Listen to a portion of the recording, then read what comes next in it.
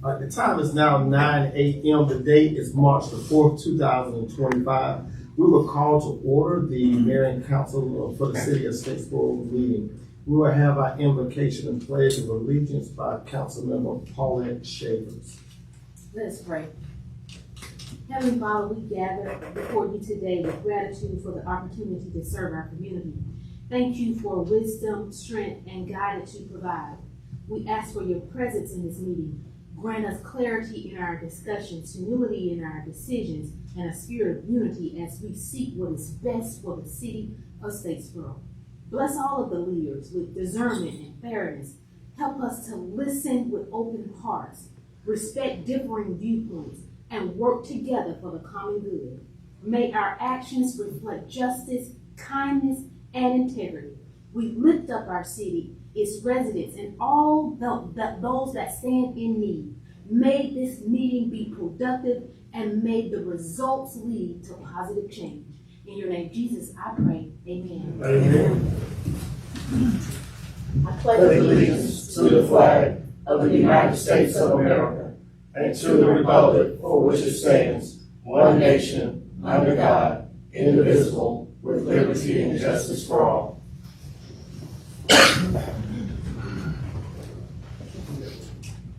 We're going to public comments. We don't have any public comments for the first part of the agenda. No, Mr. Mayor. Okay, thank you. All right, we move down to agenda item 4, which is consideration of a motion to approve our work session minutes from February the 18th, our council minutes from February the 18th, as well as our executive session meetings from February the 18th. Is there a motion to approve? So moved. Is there a second?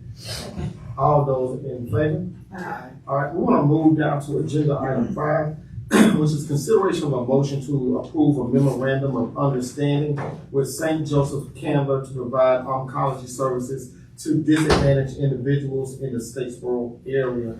Mr. Penny, if you would give us a little bit of insight on that, please. Mayor, members of the council, this morning, we have on your agenda a memorandum of understanding which I am recommending for approval. And this is with St. Joseph Candler Hospital. And the purpose of this MOU, St. Joseph Candler is applying for 340B, and like I know what that is. And what it does, it provides discount on drugs for indigent and for patients that cannot pay for the drugs that are needed for oncology. 3 years ago, St. Joseph Candler and East Georgia Regional Medical Center entered into an agreement to provide oncology services in Statesboro. Mm-hmm. And the reason that is so important, first, it's a partnership, Mm-hmm. but it's also important for the citizens of our community because, unfortunately, people in Statesboro do get cancer. Mm-hmm. And what this provides is they have an opportunity to get treatment right in Statesboro. East Georgia Regional provides space for St. Joseph Candler to do that right here in Statesboro. So folks don't have to drive 55 minutes to get those services, they can get them here. They also have a team of physicians that, I'm learning a little bit more, they call it a tumor team, that when people have diagnoses and they need this care, the team comes together and they set out a strategy for treatment for the patients. So what this memorandum of understanding does, it makes them eligible for that 340B program. Mm-hmm. And so this morning we have Steve Pennington from East Georgia Regional Hospital here with us. And we also have Brad Trower from St. Joseph Candler. He's the vice president at St. Joseph, but he lives in Statesboro. He's a Georgia Southern grad. And so Clearly. I'm a double eagle, sir. And so I want to. Steve brought this to us last week, or a week and a half ago, and we met yesterday. And so I thought this was important enough, and Mayor, I thought you would want to see this happen really quickly. So we amended our agenda to Okay. get it on your agenda this morning for your consideration. And if you don't mind, If y'all will, give us some insight.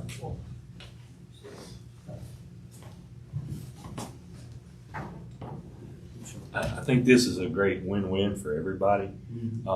We'll state your name for everybody. We know who you are, but. Stephen Pennington, Yeah. CEO of East Georgia Regional Medical Center.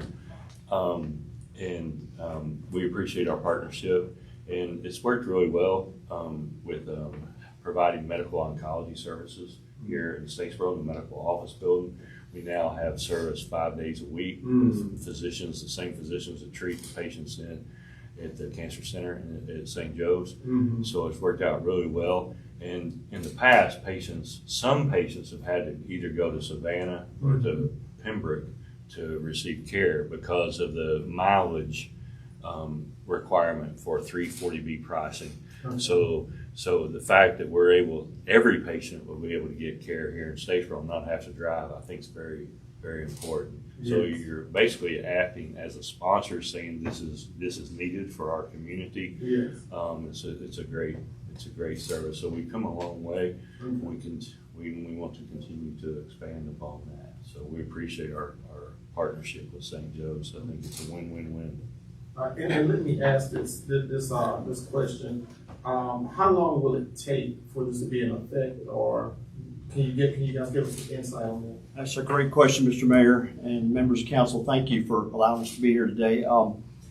We're starting the process now because it's a federal program. Yeah. So we have to go through about a 12-month period Okay. to get it into the system, if you will. Okay. It's not going to change our delivery of care today. Okay. What it really ultimately allows us to do is to strengthen and expand and grow access, particularly for, as Mr. Penny said, who, by the way, you would be fine as a hospital spokesperson. That was great. Yeah. Expand care to the underserved population, to those that are both uninsured as well as underinsured. As everyone probably has a sensitivity to, oncology care is extremely expensive. Yes. The pharmaceuticals involved with that are incredibly.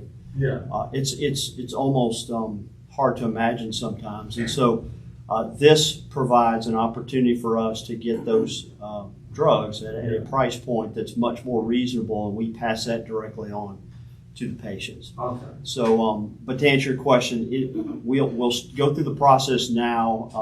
Once we have an agreement in place, by sometime into next year, we'll be able to actually start offering the drugs at that price point. Wow. Okay. That's amazing. Yeah, and I'll Steve reminded me too, and I won't take much of your time, but I make that drive every day. And it's probably not 55 minutes anymore. It's probably more like an hour and 20 minutes. The growth we're seeing in our awesome community here is amazing. Lots of things happening, and we're very sensitive to that. We want to be pushing services like this into the local communities around the area, and it's especially humbling and a privilege to be able to find a way to partner with the local hospital to do that. It's an integrated system. So we started with infusions 3 years ago, actually. Okay. And now we've got a full-time office here. We're likely going to have to expand that office at some point. The tumor board, as Mr. Penny mentioned, is critical because you're bringing the specialists at your local hospital together with the oncologists to really solve problems on a tumor-by-tumor basis. The next iteration of this for us is clinical trials. Okay. We offer clinical trials in Savannah as a part of our cancer center there, but to be able to push those out locally Yeah. and offer the most advanced opportunities for patients so that they don't have to travel to get clinical trial care is huge. I hope nobody here has experienced this, but driving when you've had chemo or even traveling when you've had chemo is extremely difficult. So this is a great thing, we think, and we're just thrilled to be here and have the opportunity to participate in it. So. Yeah. Well, thank y'all both so much. And Steve, you know how we feel about you guys here. Thank you. But thank you so much for this right here. And this right here is probably the biggest news of the year for all I'm concerned. Because this is going to help a lot of people within our community. So thank y'all so much, and thank y'all for thinking of us. Mayor, before, I'm sorry to interrupt, but Go ahead. Brad, yesterday, talking with Paul Hinchy, the CEO, he talked about, with this partnership, the doctors have making a big commitment. The doctors that are in Savannah Mhm. actually come to Statesboro, and that's a big plus for our community. Yes, sir. It's a challenge to recruit physicians of all specialties to all the communities that need them. Oncology is a super specialized service, if you will. We've got really world-class oncology access with the physicians that we have in Savannah. They're part of Summit Cancer Care, and there's others too. The fact that they're committed and that they come and see patients here and participate in this, and then really to integrate themselves with the local medical staff at the hospital. Yeah. They round at the hospital. They get to know the specialists here. So it's creating an opportunity for us to take the best of both worlds, if you will. Yeah. The strong local. You have a very strong local physician community here. Great surgeons, great everything really. And to take that and to be able to bring that to town and have them work arm in arm, it really puts in place a oncology program that we really like to see because it's regionalized, but it's really local too. And that's the key. And so it's really, to Mr. Penny's point, creating an opportunity to allow people to access without having to travel. Thank you so much. I'm excited about this. So this is really good. And at some point, can we come out and take a look at where you guys are working? Absolutely. I'll let Mr. Pennington speak to that. But Yeah, we'd love to have you. Yeah. A little better than last time we hosted you at the hospital. During the heights of COVID. I know it, right? that would be wonderful, Mayor. I think everyone would enjoy that for sure. Yeah, if we can make that happen, that'd be great. All right, thank y'all so much, and please know our community is appreciative for all the work that you guys are doing. Yes, sir. Thank y'all. Thank for your you. time. Yep. This is exciting. Is there a motion to approve? Is there a second? All those in favor? All right. And so, what we about to make history look like? Consider, agenda item 6, consideration of a motion to approve an award of contract in the amount of $246,306 to Tim Lanier Construction LLC for Anderson Street roadway improvements. The project will be paid from 2023 T-Splosh funds. Mr. Penn. Mayor, members of the council, I believe this may be our last dirt street. There's some dirt alleys, gravel alleys, but this would be your last throughway, if you will. Okay. And so I recommend approval. Okay. Anybody want to make a motion on this? So moved. Is there a second? All those in favor? All right. All right, we'll move down to agenda item 7, other business from city council. Any other business for this morning? We want to remind people to go out and vote. If you like all these wonderful infrastructure things that have happened here in the last 20+ years, you need to go vote yes on SPLOST so we keep getting that extra penny to make those things happen. And that's Sherry Barr talking about the city council. Yeah. And I agree with Sherry Barr. Yeah, absolutely. Is there anything else from council?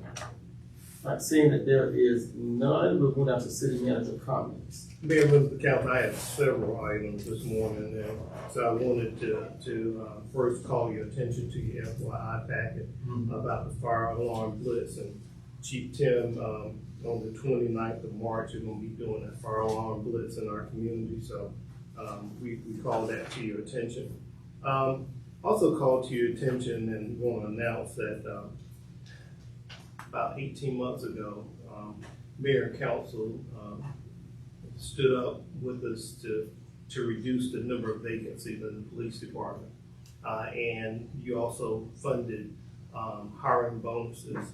And this morning, just want to let you know that as of March 1st, we discontinued the hiring bonuses because essentially Chief Mike and his team, along with employees, have done a tremendous job to wipe out that number of vacancies. We may have 3 vacancies, but we've got people in the pipeline In fact, I didn't think Mike would do this to me, but he's even got enough people in the pipeline that we're over hiring. We will end up going over our number, and so for the first time in a long time, we should essentially be fully staffed in the police department. And I say that because when I was riding through town that night, I saw about 4 or 5 police cars, and I'm like, man, that's pretty good, but that means that we got folks moving around. So I wanted to make sure that was known. Then we did send you some pictures of a new fire truck. We sent a team to Columbus, Ohio to inspect the Sutphen, the platform, and sometime toward the end of this month, that truck should be delivered to Statesboro. Okay. And so thank you for supporting that. And then I do need some action from you. There's a memo in your FYI. It was in reference to an elderly lady, and she had 6 months of high utility bills, water, and her daughter emailed me, and we can go back by policy for 3 months. The lady had a draft, and so her account was drafted over about 6 month period of about $4,000. So we could go back and credit 3 months after she got the issue repaired. She had an upstairs bathroom and the commode was running. And she's downstairs, not going upstairs because she lives downstairs and that cost. So we drafted her account, but we could only go back 3 months. So I'm asking you permission. I don't want you to change the policy, but what I would like to ask is for your permission to be able to go back and accredit the lady with the other 3 months so that we can, elderly people, all of us have difficult times, but elderly people on fixed incomes can have even more of a hard time.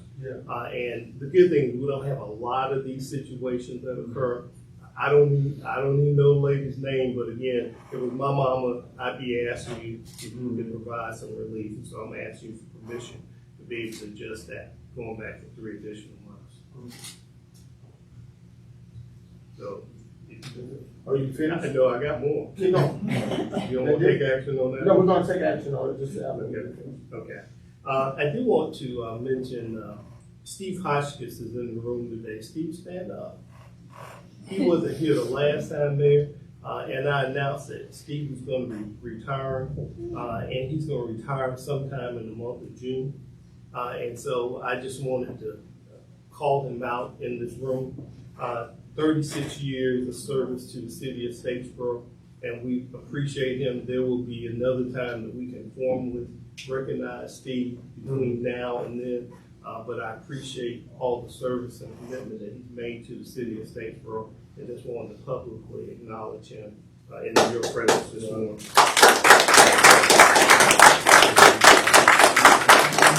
Steve, you know, we're gonna have to reject your request to retire. we cannot have you retiring on us like that.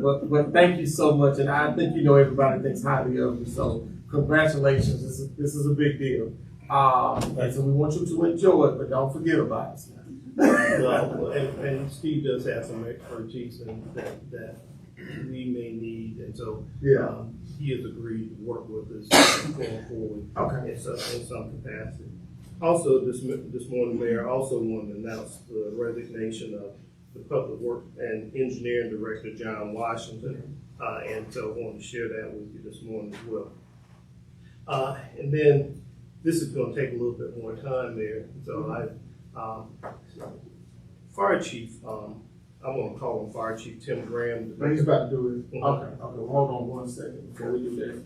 We're going to turn over to council. Is there a motion to approve the city manager request to provide relief for the citizen in regards to her water bill? So moved. Is there a second? Second. All those in favor? Aye. All right, thank you. Mayor, members of the council, the city of Statesboro, again, at the last meeting, I shared that the city of Statesboro has provided fire protection in the fire district for more than 47 years. And since that time,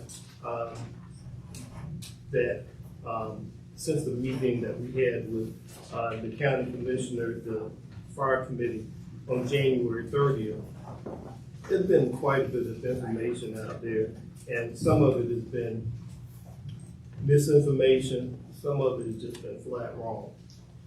Chief Tim came to me, and again, we have 69 employees that work hard every day. And they're sitting there like, we're gonna let folks make these kinds of statements. So Chief Tim wanted a chance to publicly share. We're not trying to change it, just want to be clear. We're not trying to change the county commissioner's mind about anything. But what we do want, we want to make sure that the public has the correct information. So Chief Tim asked me for a way to share that, and it was one of two ways. Go to a county commissioner meeting and try to correct it, or come to the city council and just share that information. And so my option was to come to you.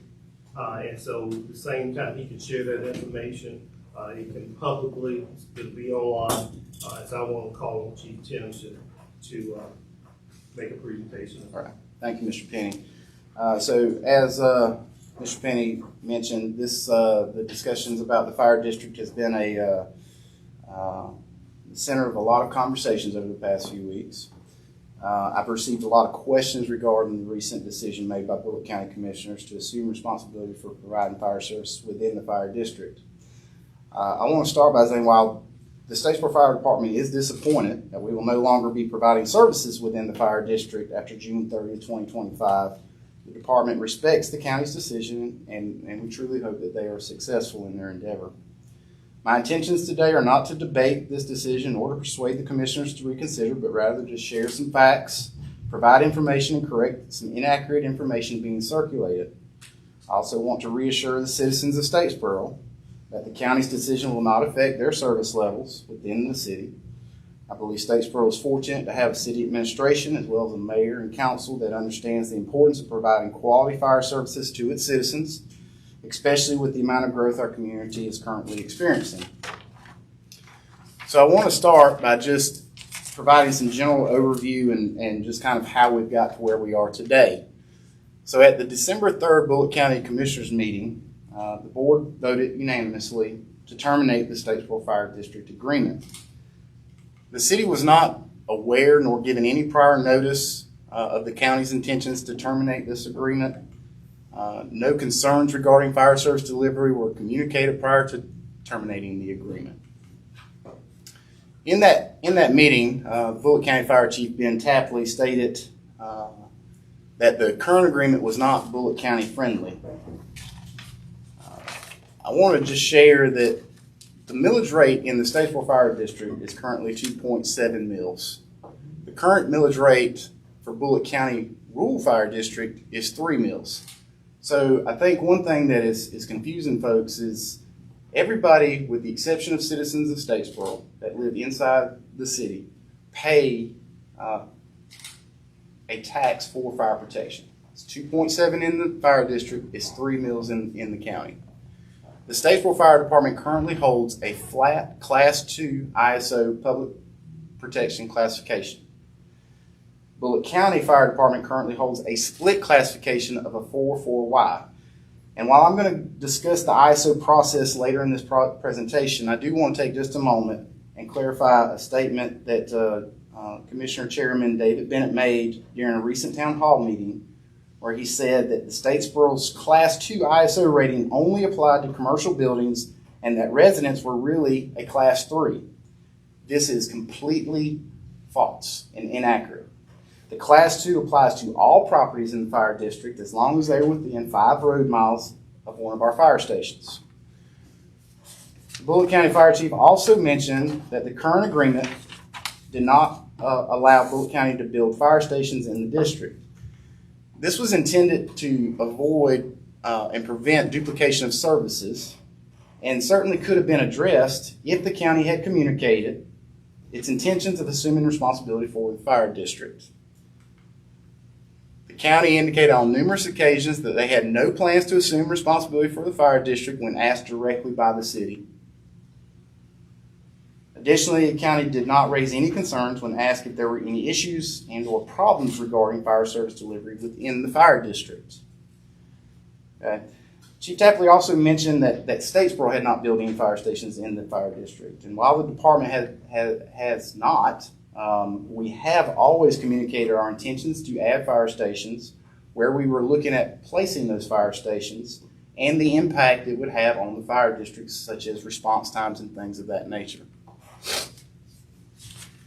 At the January 30th Fire District Committee meeting, the county presented a plan that would split the fire district. The county basically would cover the northern portion of the fire district and the city would cover the southern portion. The county would receive 52% of the revenues generated in the fire district and the city would receive 48% of those revenues. Again, the city had no prior knowledge that this plan was being presented during that meeting. The county wanted us to make a decision as to whether we would accept it or not by February 17th, which was just over 2 weeks. And obviously, this was not an adequate amount of time to review the county's proposal and discuss it with the city council. We had asked for some additional time to review the proposal, as well as a chance to discuss it in depth with the city council during their retreat in March. Just for some basic background understanding of what ISO is. So first, I want everyone to understand that ISO is a private company that provides data, underwriting, and risk management to insurance companies. Essentially, what ISO does is they come in and they evaluate a community's risk, and then they look at the community's ability to mitigate that risk. And based on that, they assign a public protection classification, or a PPC score, 1 being the best, meaning that the community has exceptional fire protection, all the way through class 10, which is basically considered unprotected or no fire protection. The scores are based on the following criteria: emergency communications. This means things like 911, the radio systems, things of that nature, account for 10 points of the total score. Fire department capabilities, which is 50% of the score, or 50 points within the score. And then water supply, which accounts for 40 points. Okay? A flat class versus a split classification. Again, I think this has created some confusion within the community when ISO is being talked about.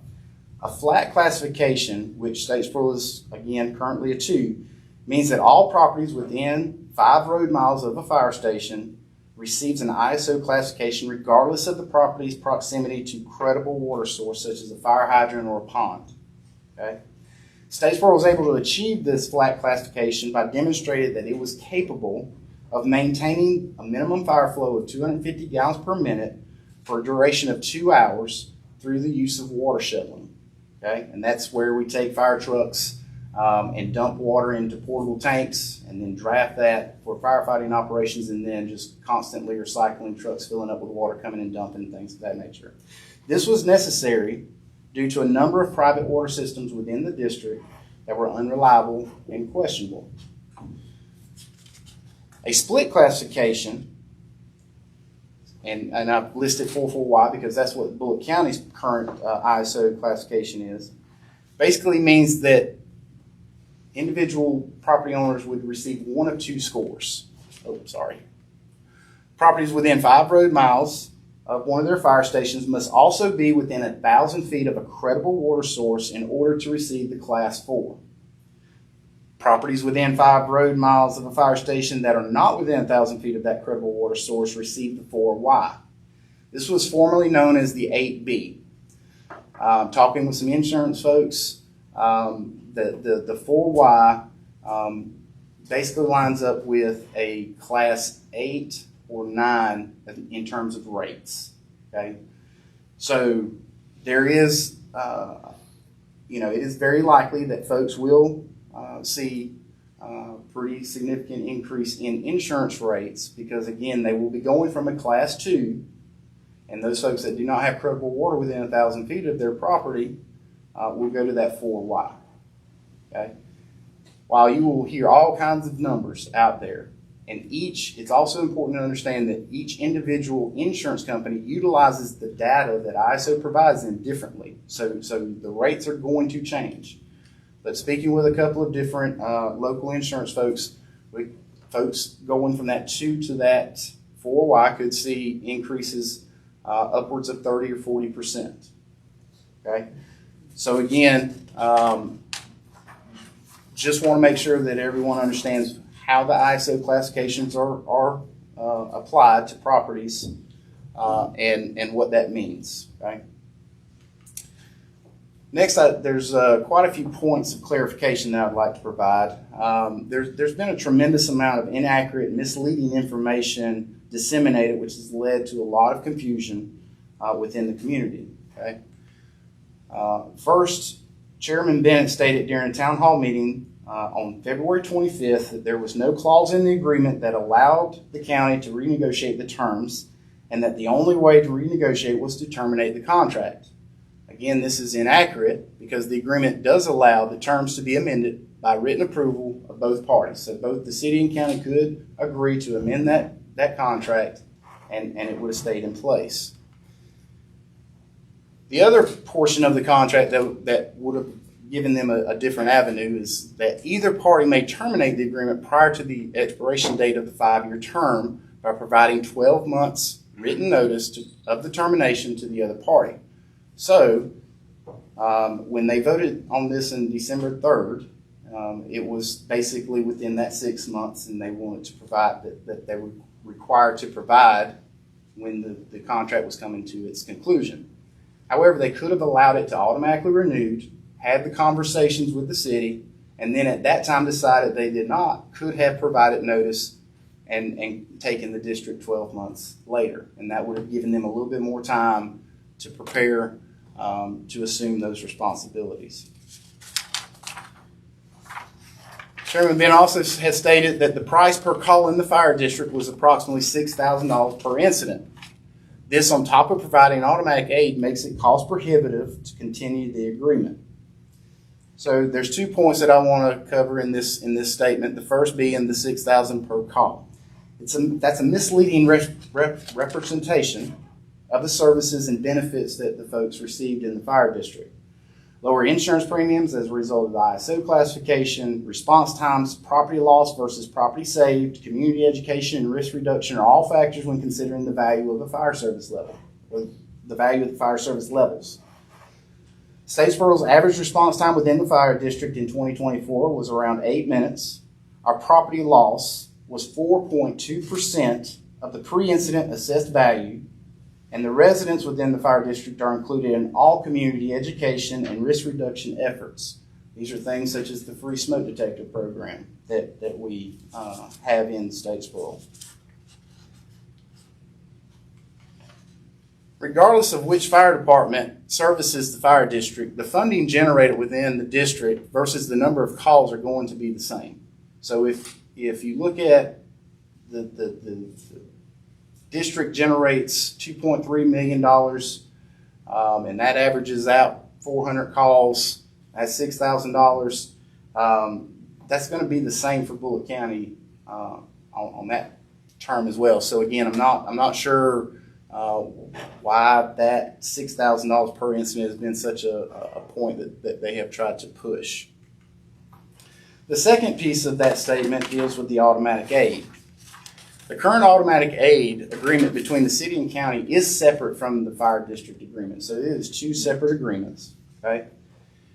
And there has been a narrative out there that it is not mutually beneficial, or that one side is getting more out of this than the other.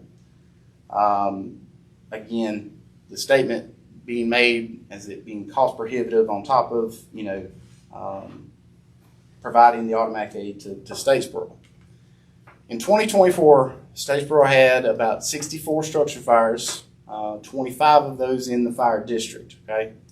No tankers from Bullitt County responded within the fire district to any of those incidents. Now, they did respond engines, and the reason I bring this up is because the statement was made implying that Bullitt County provided tankers for Statesboro because we do not have one. We, in fact, do have one. We purchased it specifically for the fire district. It carries 3,000 gallons of water, and it responds into the district along with 4 other apparatus carrying a total of 7,000 gallons of water to all structure fires within the district. In 2024, Statesboro responded to 52 structure fires in Bullitt County, which was outside of the fire district. 24 of those calls we were disregarded or canceled while we were en route, but of the remaining 28 responses, Statesboro arrived on scene first and or initiated the primary fire attack 9 times, which is 32%. 32% of the time of those calls, we were first on scene or were the primary fire attack. Another statement was made by Commissioner Anthony Simmons, again during that same town hall meeting on February 25th, where he said that we had been talking about this for years. The city knew this was coming. During a fire committee meeting in October of 2022, Mr. Penny addressed rumors regarding the county having an interest in taking the district. The county manager at the time, Mr. Tom Couch, stated that if the county had decided or was to decide to pursue the fire district in the future, there would be a great deal of notice given. Additionally, Chairman Roy Thompson stated that we have enough on our plates trying to build up the rural fire district, and the only way the county would pull away from the agreement would be as if the city makes us by no longer wanting to provide the service. That certainly is not the case. I also would just mention that Chief Tapley was present in this meeting. While Mr.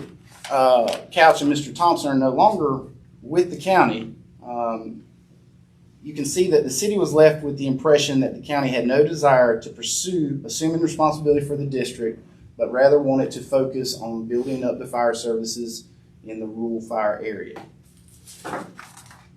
There have been accusations that the Statesboro Fire Department has not been providing all the services per the agreement. Primary thing is fire inspections. Okay?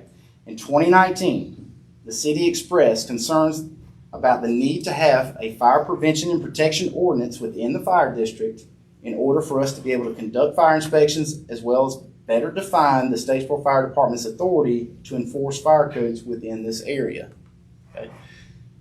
The county elected not to pursue this recommendation and chose to assume the responsibility for fire code enforcement within the fire district. So again, the commissioners decided that they wanted to do the fire inspections and code enforcement within the fire district. That is not something that is our responsibility per the terms of the agreement.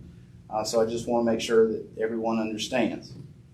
In addition to that fire prevention and protection ordinance recommendation, I also recommended at that time to the county for them to consider implementing an ordinance to address private water systems as it relates to ensuring at least new systems that were being put in would support appropriate fire flows for fire suppression operations. Again, there are a number of systems out in the fire district that if they are meeting the minimum gallons per minute, it is just barely. And I can tell you that there are a number of systems that do not meet that minimum fire flow.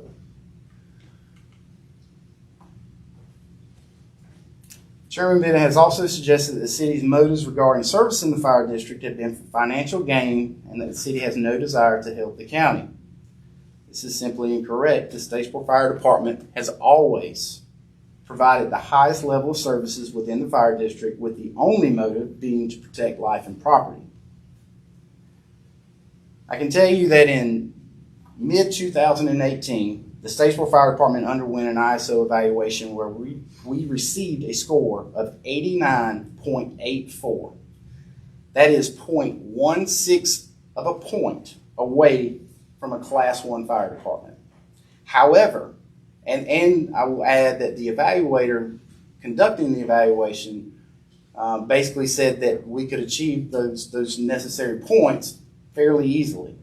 However, it would have led to a split classification within the district. So again, regardless of what that first number is with split classifications, so in the case of the 404Y, this would have been a 1-1Y. regardless of what that number is on the Y, it's still the same rates. It's still that 8B, okay? So it still would have been a significant increase in insurance for our residents in the fire district. So we elected, after some conversations, to look at pursuing the flat classification. And in mid-2019, the department was reevaluated with that goal in mind, which we did with a score of 85.05. Now, I bring this up because I want folks to understand that we have always looked at the fire district and the city as one, right? We are providing service to that area. That is our primary responsibility. So we considered the district just as much as we do the city. That allowed for all residents within the city and the 5 Mile District to enjoy that ISO Class 2 benefit. Okay.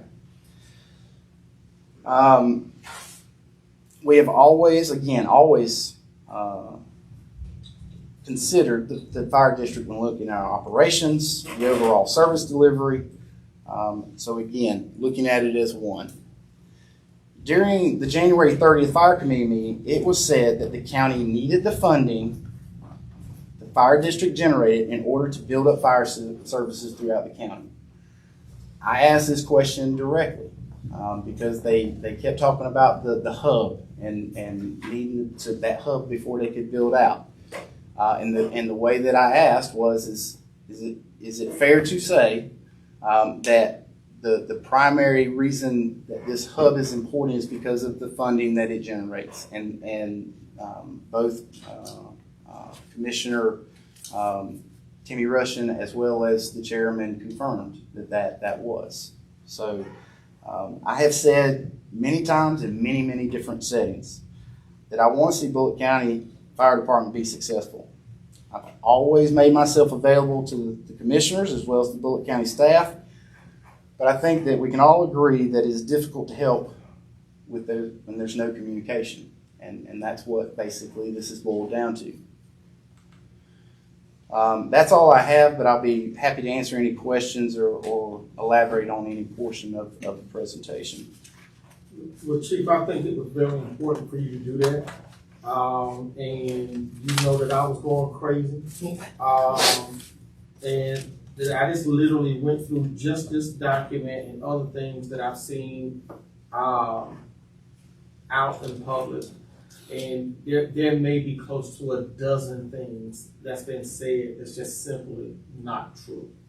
I will add that there was never any negotiation between the county and the city.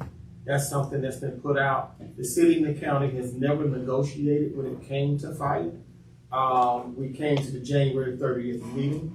They told us what they were planning to do. At that meeting, we said, give us 2 weeks or so. When we came back and assessed, we said, we can't do it in 2 weeks because it's so complicated. We need for council and our staff to all be on the same page. And we said that we'll discuss it. This will be a part of our discussion at the retreat. Mr. Penny sent that email on the 18th, if I'm not mistaken.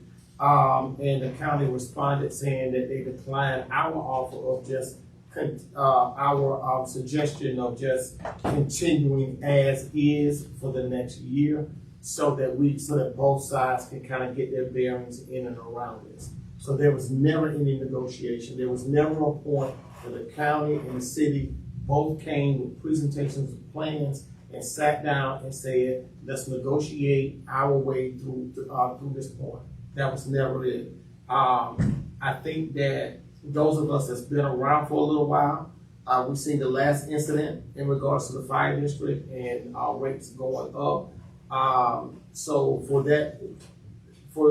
I think it's kind of misleading to those that live in that area to not be put on notice that it is a very good chance that their rates may be going up. And I keep saying may, because I don't count chickens before they advance.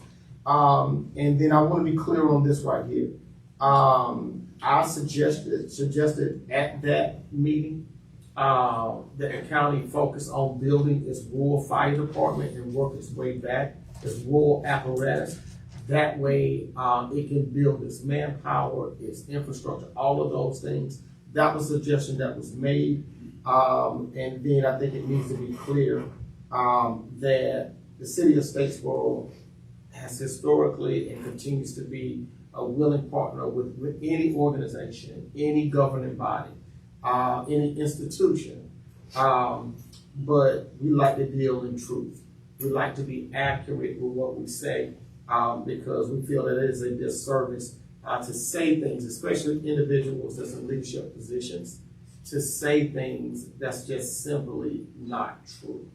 And so that's my take on it. But Chief, thank you for doing this. I think it was greatly needed, because there's so many untruths that's being said, and there's going to be a lot of people affected by this. And I think that what we have to keep in mind is that we're not even talking about the potential loss of property. We're also talking about the potential loss of life if a fire goes awry. And so, again, we wish them the best of luck in what they've chosen to do. But we always have been and will always will be willing partners.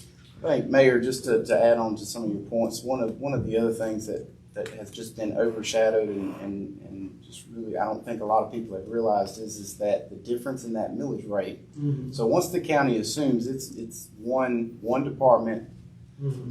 so the commissioners are going to end up being faced with either raising the tax, the millage rate in the fire district to 3, or lowering everybody in the unincorporated rural area down to 2.7, because again, I think most citizens agree that it would not be favorable to have 2 different tax rates for the same fire service. So again, at the end of the day, regardless if for those folks that go to the 2 to 4 may see a very minor increase, but all of those folks are potentially looking at an increase in property taxes. Yeah.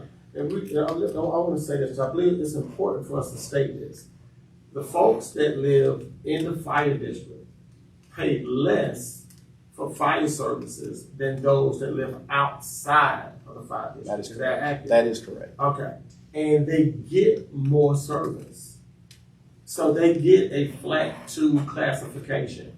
And so now that question becomes, if you're paying 2.7 now, and you got a flat 2, and then you may have to go, even if you stayed at a 2.7, let's just say the county said, well, we're gonna let 2.7 be the rule of thumb for the entire county.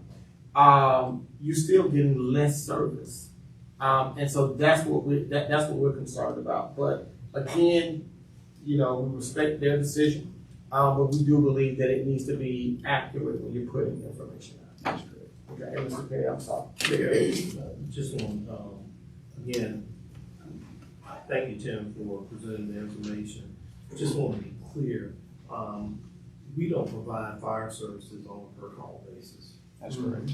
What our citizens in the city and in the fire district pay for is availability of that service. So we just don't calculate it based on a per call basis. So that's just not a good measuring, that's not a good benchmark. Right. The only time I have seen that being used in the fire service is a metrics as far as efficiency, not necessarily of justification of funds. So. And then the other thing about inspections, because this has been point of contention in some of these things going on, not with the county, but some of the folks that have received these services about the city not being willing to provide those fire inspections. And you pointed out clearly, we just simply asked them to adopt our fire code. And the comparison that I would use and remind council, y'all remember last year when we came and asked y'all to adopt the animal control ordinance. So animal control is provided in the city limits by the county. We had a different animal control ordinance. However, for the efficiency and so not to cause confusion, we adopted the county's animal control ordinance. And so the same thing, if they wanted our fire inspectors to do fire inspections in the district, we simply just ask, adopt our code, so our firefighters, our fire inspectors don't have to know two different codes, and so they don't have to apply one.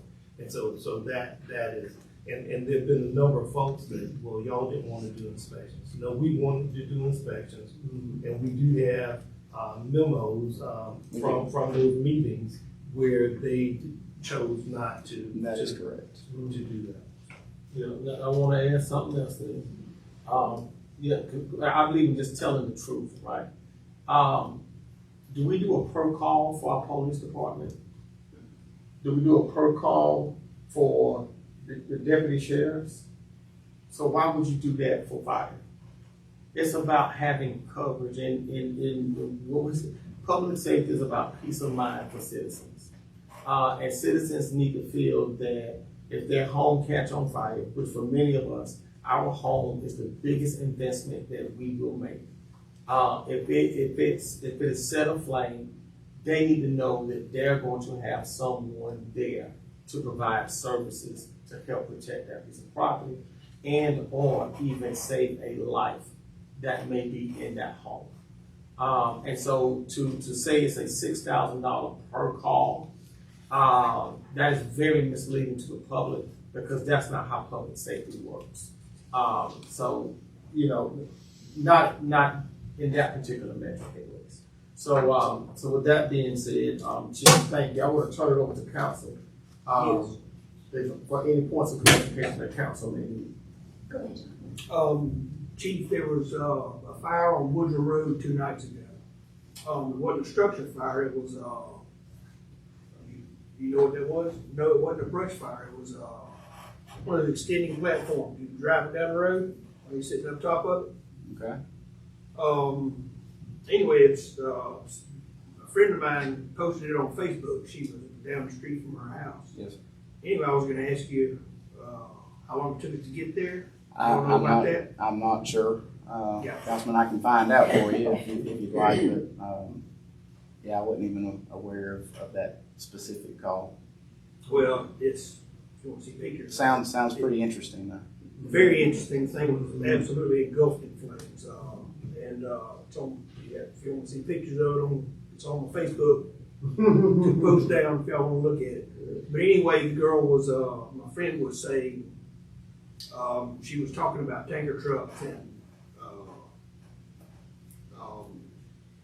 no fire hydrants. Right. Anyway, I encourage you to look at it. To John's point, a couple of weeks ago on Friday, we were at council at staff retreat. We had a fire in the middle of the day, and I texted and told council about it. And we had a response time of 2 minutes to that. I can't remember the street. Church Street, I think it was in that general vicinity. So just down the road from the fire station. But very very proud of our folks. They get after it hard. I mean, I'm a firm believer. One of the things Chief Beasley that has stuck with me throughout my entire career. Chief Beasley was the fire chief that hired me. Was if you get in and put the fire out, that solves 99% of your problems. So we have kept that mentality, and our folks do a great job of being aggressive and getting in there and trying to contain it to the best of our abilities. Mr. Mayor, I have a question, please. So automatic aid was part of the fire agreement. It was not. It was a separate. It is a separate agreement. Okay, so bring us up to date on what's going to happen. Tell me about that separate agreement, when it expires, or what's going to happen June 30 with that. So the agreement is set up very similar to the way that the fire district agreement was, where it's automatically renews. I think that is a conversation that we're going to have as we look, past July 1, moving forward.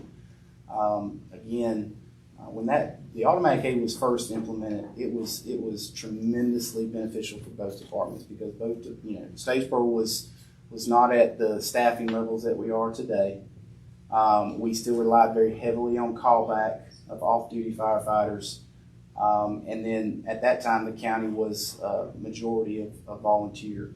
So again, When it first was implemented, it was very, very beneficial throughout the county for all citizens in both departments.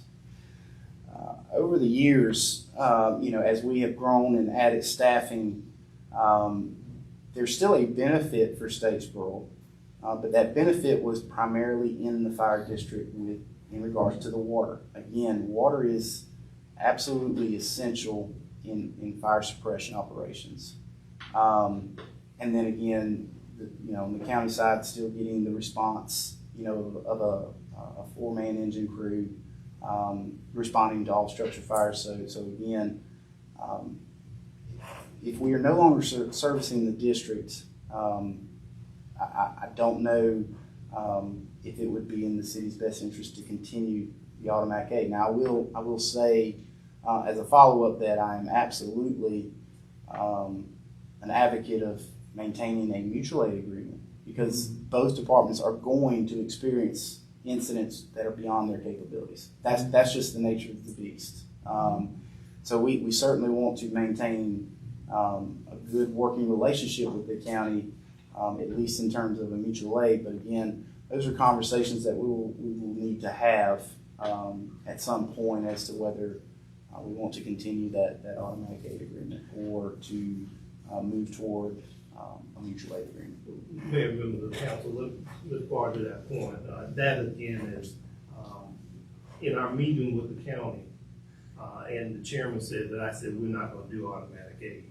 Well, first off, I work for the mayor and council, and whatever I say is a recommendation, and so again, I would recommend that we not continue automatic aid.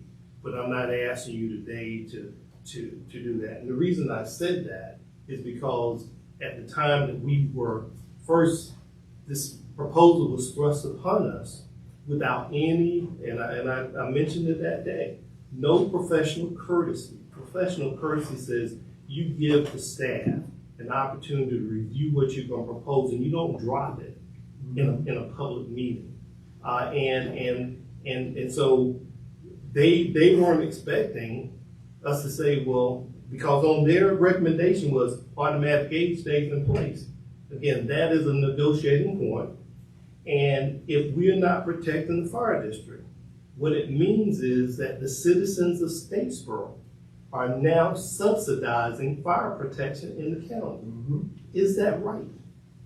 Is that right? But again, that's a discussion that we would have at the council retreat. And at some point, we would need to give notice if that is intended.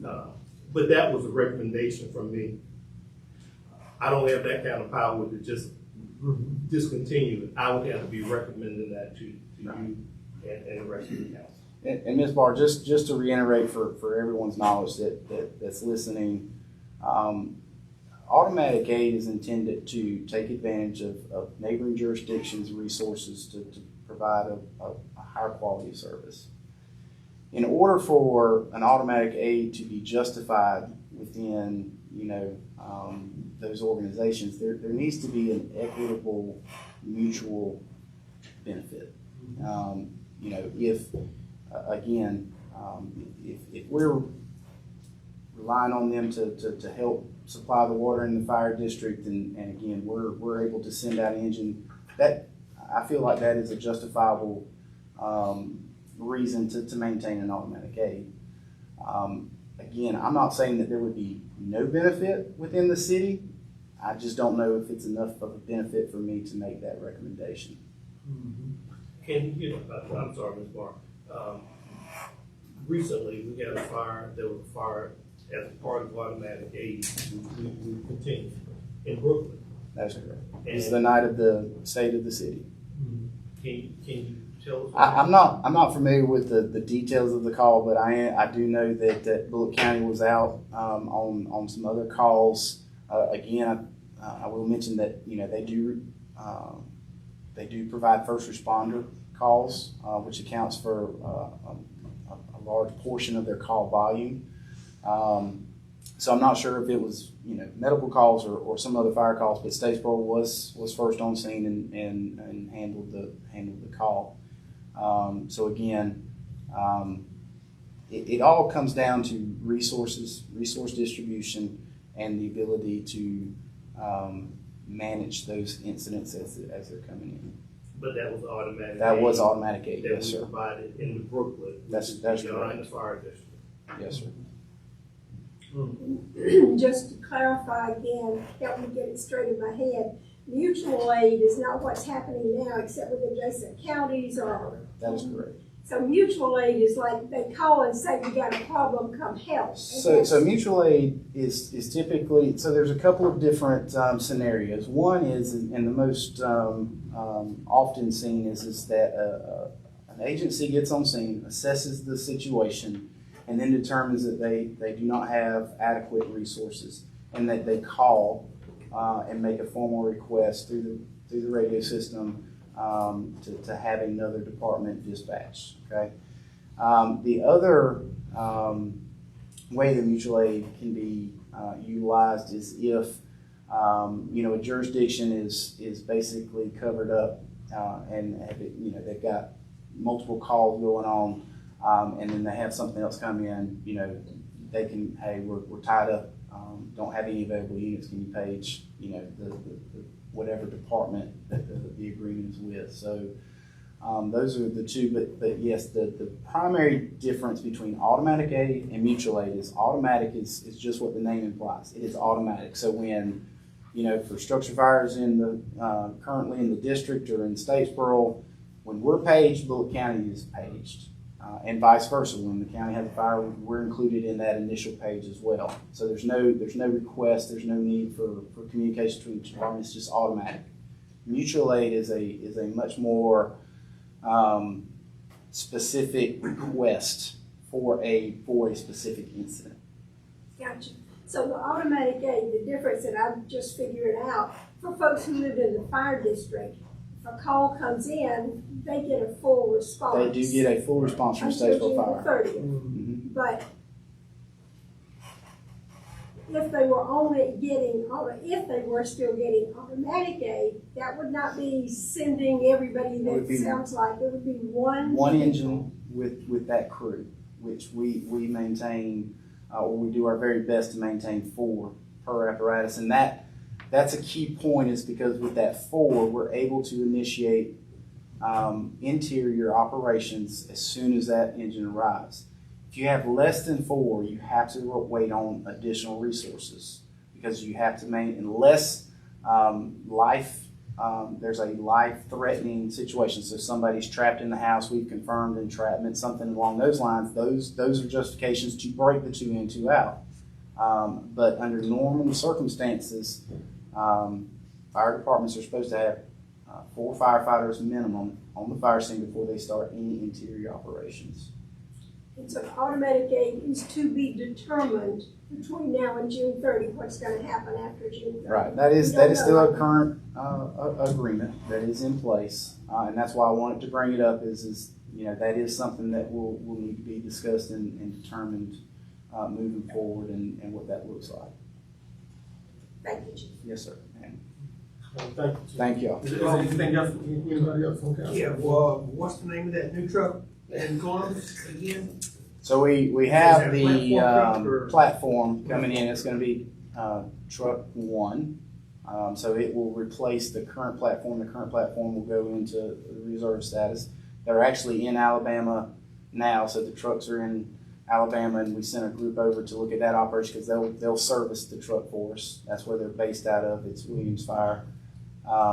So they'll do some mounting of equipment, lettering, some odd end stuff. Yeah, we're getting close. And then the Quint, I'm not sure if they have decided exactly what.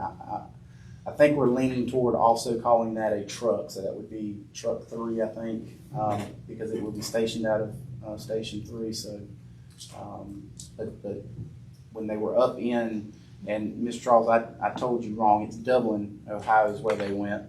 That they did the final on the platform, but they also did what they call the pre-construction review on the Quint. So that will begin the process of construction here shortly. Okay. Why were you laughing? You wanted to know the men team, you want to drive this thing. We might could arrange a ride to drive in. We'll have to discuss that.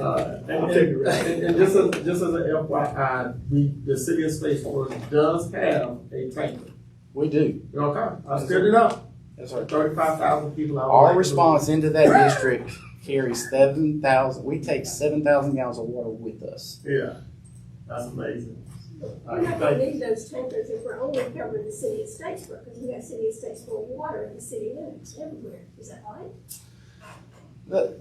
To some degree, there are a few areas that and not to get too much into the weeds of the operations, but there may be some areas where some older part of the systems where if we had a big enough event, we may have to do some combination, where we're pulling from the hydrant, but also having to supplement with a water shuttle. But again, the frequency of those types of calls would not be very often. So again, once this kind of passes and everybody kind of settles into the new roles, we certainly are going to look at all those operations and determine how best move forward with apparatus and things of that nature. All right, Thank y'all. All right. Anything else for city manager comments?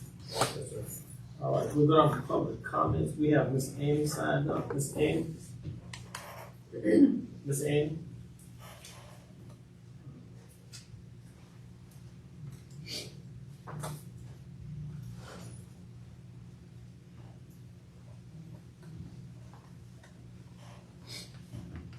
I wasn't really prepared to do anything today, but I will do the best that I can. I've been to Johnson Street neighborhood since back in the 60s, because my uncle lived there, and then after he passed away, then I got where I had to take the property over down there because of the drug deal. And I've spent a great deal of my time down there making sure there's no drugs on that property, because at one time there were 17 people arrested out of the house for drugs. That's why you see me there so much. And nobody is gonna come into this city and tell me that I can't go down there and do the way I've been doing for the past almost 30 years. I've been told that the city won't be out from down there. Well, I'm sorry. I'm not going out from down there. I'm gonna stay down there till the day I die if I'm able to make sure, like Judge J. Lane Johnson asked me to do, to make sure, since him and my uncle was good friends, that there's no drugs in that property. So if you think you're gonna run me off from down there so we can go back to selling drugs down there, you're wrong. Now, I don't interfere with what nobody else do on their property. I don't know why that property is so important to everybody, mainly the city people, for some apparent reason. But I will not allow you to run me out from down there. And get that straight. You can say, I don't have people clean. You can say I don't do this, I don't do that, but I'm going to remain down there and keep the drug dealers out from down there. The drugs were so bad down there one time until, just like I say, Judge Johnson and my uncle's friends, he asked me to go down there and move in the property so no more drug dealers would move up in there. But all of a sudden now, everybody wants me out from down there. What is the problem? Do anybody, any city council members or anybody else has any problem with me down there? It's like the little girl moved in, I don't know where she came from, moved in down at the restaurant. She's the first one wanted me out from down there. One of your chief of police, former chief of police, commander, whatever you want to call it, he is trying to run me out from down there. but I don't know why.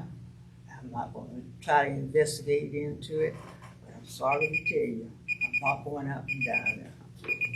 Thank you. All right, are there any other public comments? All right, seeing that there is none, we'll move down, to, executive session. Do we need executive session? Yes, sir. All right, personnel? All right, so we got consideration of a motion to enter into executive session to discuss personnel matters in accordance with OCGA 5014-3B. Is there a motion to go into executive session? So move. Is there a second? Second. All those in favor? Aye. All right.